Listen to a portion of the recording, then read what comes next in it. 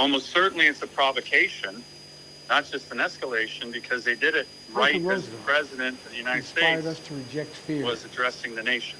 I don't think that's a coincidence at all. Sullivan says this is the first time the two nations have held a joint bomber task force into Alaska's air defense zone, coming weeks after another incident in Alaska waters. 3 weeks ago, we saw a Chinese naval task force that came into our 200-mile territorial waters.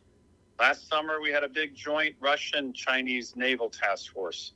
The summer before that, we had a big joint Russian-Chinese naval task force. As to whether or not our adversaries are testing us at this particular time, they're always testing us, and that's no surprise to any of us. United States Secretary of Defense Lloyd Austin answering reporters' questions about how the two countries seem to be using video to brag about their efforts. They didn't enter our airspace.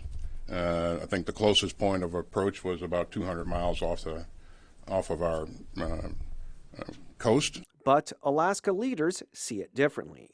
Governor Dunleavy pointing to the state's geographic location, saying Alaska's on the forefront of North America's defense, with Alaskans living in what he characterized as a dangerous neighborhood, saying additional icebreakers and a robust naval presence, along with our Army, Air Force, Coast Guard, and National Guard, would certainly go a long way in deterring such aggressive activity.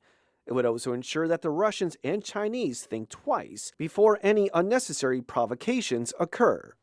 Alaska Senator Lisa Murkowski said, "I fought to stop the Air Force from shutting down the 611th Air Operations Center and cuts to Alaska Air National Guard, two of the units that were involved in the intercept of these foreign aircrafts." Watch and see what happens between During a State Department news conference, spokesperson Matthew Miller said the Biden administration would not hesitate to impose additional sanctions. I will note that we have already imposed over 300 sanctions and export controls on Chinese entities for their support to Russia for the war against Ukraine.